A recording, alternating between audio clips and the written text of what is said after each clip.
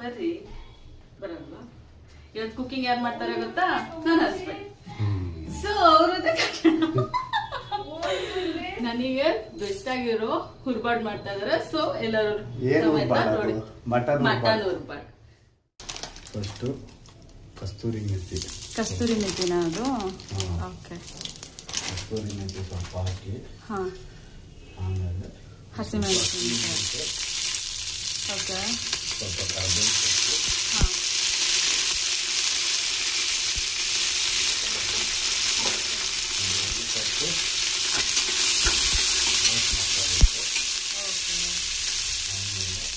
ಈರುಳ್ಳಿ. ಅಂದರೆ ಕೈ ಸ್ವಲ್ಪ ದೊಡ್ಡದಿತ್ತು ಅಂದರೆ ಹುರ್ಬಾಡಿಗೆಲ್ಲ ಸೈಜ್ ದೊಡ್ಡ ಇರೋದು 2 ಈರುಳ್ಳಿ ಬೇಕಾಗುತ್ತೆ. ಚಿಕ್ಕದಿದ್ರೆ ಒಂದು 3-4 ಸೈಜಿಗೆ ತಕ್ಕಂತೆ. ಎಲ್ಲರೂ ಹೇಳ್ತಾರೆ ಮಟನಿಗೆ ಈರುಳ್ಳಿ ಹಾಕಿದ್ರೆ ಜಾಸ್ತಿ ಹಾಕಿದ್ರೆ ಸ್ವೀಟ್ ಆಗುತ್ತೆ ಅಂತ. ಬಟ್ ಹುರ್ಬಾಡಿಗೆಲ್ಲ ಮಟನ್ ಈರುಳ್ಳಿ ಸ್ವಲ್ಪ ಇರಲೇಬೇಕು. ಅಂದರೆ ಇವಾಗ ನಾನು 1.5 kg ಮಟನ್ ಹಾಕ್ತಿರೋದು. ದೊಡ್ಡದು 2 ಈರುಳ್ಳಿ ಮಾಡ್ಕೊಂಡಿದ್ದೀನಿ, ಚಾಪ್ ಮಾಡ್ಕೊಂಡಿದ್ದೀನಿ. ಈಗ ನನಗೆ ಅವಾಗಿಂದನೂ ಒಂದು ಅಭ್ಯಾಸ, ಕುಕ್ ಅನ್ನೋದು ಒಂದು ಹಾಬಿ. ನಾನು ಬೇರೆಯವ್ರು ಅಡುಗೆ ಮಾಡೋಕ್ಕಿಂತ ನಾನು ಮಾಡಿದ್ದು 4 ಜನಕ್ಕೆ ತಿನ್ಸೋದ್ರೆ ತುಂಬ ಇಷ್ಟ ನನಗೆ. ಸೊ ವೆರೈಟಿ ತಿನ್ನೋರು ಅಂದರೆ ನಂಗೆ ತುಂಬ ಇಷ್ಟ. ಫಸ್ಟ್ ಆಫ್ ಆಲು ಸ್ವಲ್ಪ ಅರ್ಶಿನ ಪುಡಿ ಹಾಕ್ಬೇಕಾಗುತ್ತೆ, ಹಾಗೆ ತುಂಬ ಒಳ್ಳೆಯದು. ಆಡಿಸ್ಕೋಬೇಕು ಸ್ವಲ್ಪ ಎಲ್ಲ ಕೆಂಪುಗೆ ಆಗೋಣ.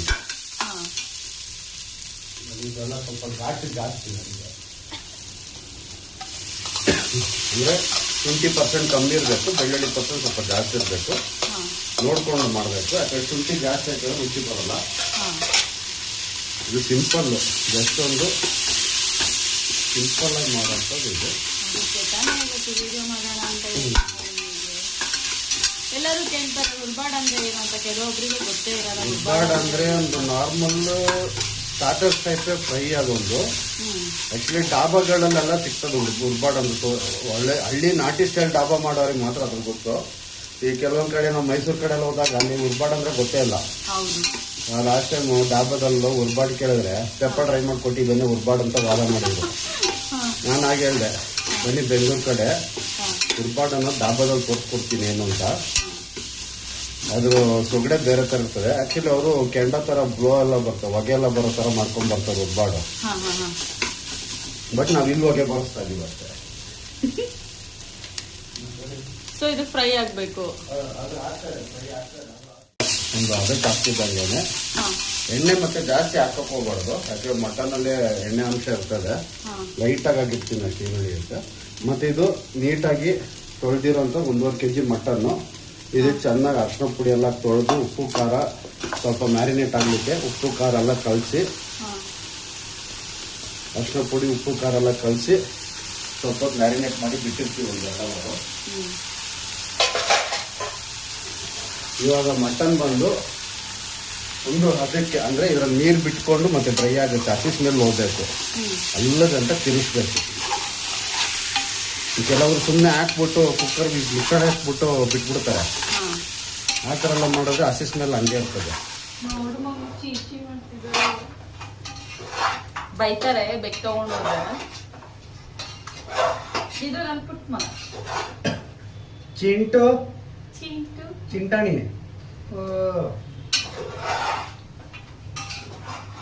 ಪ್ರಾಣಿಗಳಂದ್ರೆ ತುಂಬಾ ಇಷ್ಟ.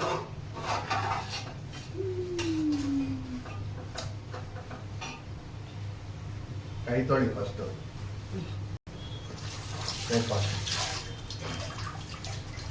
ಅಡುಗೆ ಮಾಡೋದು ಕಿಚನ್ ಕರ್ಕೊಂಡು ಒಂಥರ ಮನೆ ಮಗ ಇದ್ದಾನೆ, ಬರ್ತಾ ಇರ್ತಾನೆ.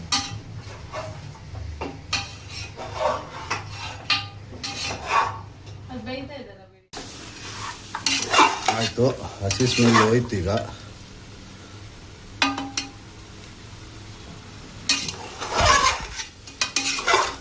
ಹಸಿ ಸ್ಮೆಲ್ ಹೋಯ್ತು. ಈಗ ಏನು ಮಾಡಬೇಕು,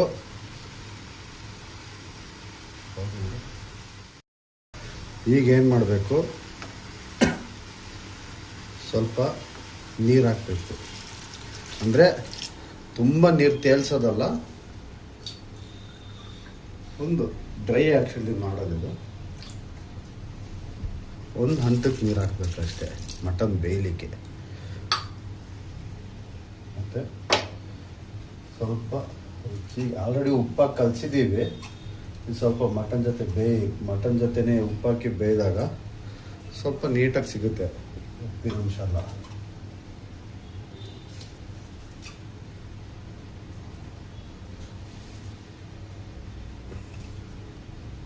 ಉಪ್ಪೆಲ್ಲ ಸ್ವಲ್ಪ ನೋಡ್ಕೊಂಡು ಹಾಕಬೇಕು.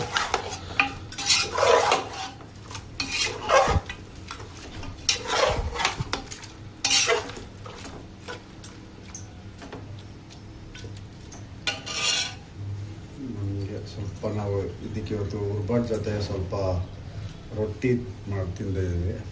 ಸ್ವಲ್ಪ ಗ್ರೇವಿ ಕೇಳುತ್ತೆ. ನಮ್ಮ ಚಿಂಟುನು ಬೇರೆ ಮೇವು ಅಂತವನ್ನೇ.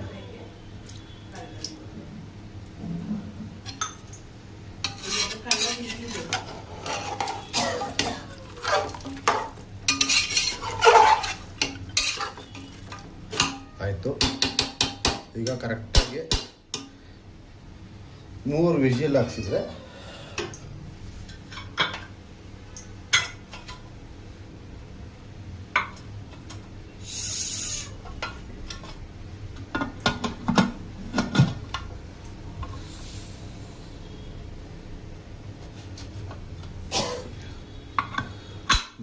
ಹಾಕ್ಸ್ಬೇಕು. ಇದೊಂದು ಬೇಕು, ಇದೊಂದು ಬೇಕು, ಇಲ್ಲೊಂದು ಬೇಕು, 3 ಬೇಕಿದು.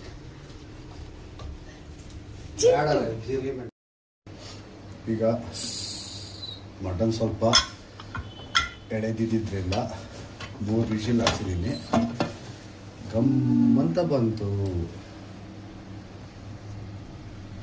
ನಾನು ಹೇಳಿದ್ನಲ್ಲ ನೀರು ಬಿಟ್ಕೊಳ್ಳುತ್ತೆ, ಮಟನ್ನಲ್ಲೇ ನೀರು ಬಿಟ್ಕೊಳ್ಳುತ್ತೆ ಅಂತ. ಇಷ್ಟು ಓಕೆ, ಇದ್ರೇನು ತೊಂದರೆ ಇಲ್ಲ.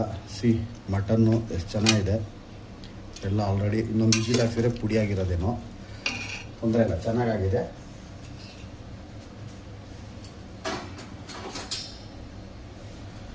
ಈಗ ಇನ್ನೂ ಕೆಲಸ ಇದೆ, ಪ್ರೊಸೆಸ್ ಏನು ಮುಗ್ದಿದೆ ಅಂತ ಹೇಳಿಲ್ಲ, ಇನ್ನೂ ಕೆಲಸ ಇದೆ. ಈ ಕೆಲಸ ಸ್ಟಾರ್ಟ್, ಮೇಯ್ನ್ ಮಸಾಲ ಅಲ್ಲ ಇದು, ಒರಿಜಿನಲ್ ಹುರ್ಬಾಡ್ ಆ್ಯಕ್ಚುಲಿ. ಫಸ್ಟಿಗೆ ಜೀರಿಗೆ ಪುಡಿ ಹಾಕ್ತೀನಿ. ಆಮೇಲೆ ಖಾರ ಪುಡಿ ಹಾಕ್ತೀನಿ. ಖಾರ ಪುಡಿ ನಿಮ್ಗೆ ಎಷ್ಟು ಖಾರ ಬೇಕೋ ಅಷ್ಟು ಹಾಕ್ಕೊಡಿ. ನಾನು ಆ್ಯಕ್ಚುಲಿ ಜೀರಿಗೆ ಮೆಣಸು ಅಂತ ಒಂದು ಬರ್ತದೆ ನಮ್ಮ ಮಲೆನಾಡು ಸೈಡು, ಅದನ್ನು ಹಾಕ್ತಾಯಿದ್ದೆ. ಅದು ಖಾಲಿ ಆಗಿದೆ, ಅದು ಇಲ್ಲಿ ಸಿಗೋಲ್ಲ ಬೆಂಗಳೂರಲ್ಲೆಲ್ಲೂ. ಆಮೇಲೆ ಧನಿಯಾ ಪುಡಿ ಇಷ್ಟು ಬೇಕೇ ಬೇಕು.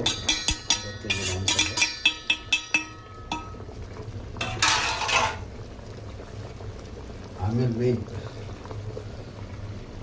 ಗರಂ ಮಸಾಲ,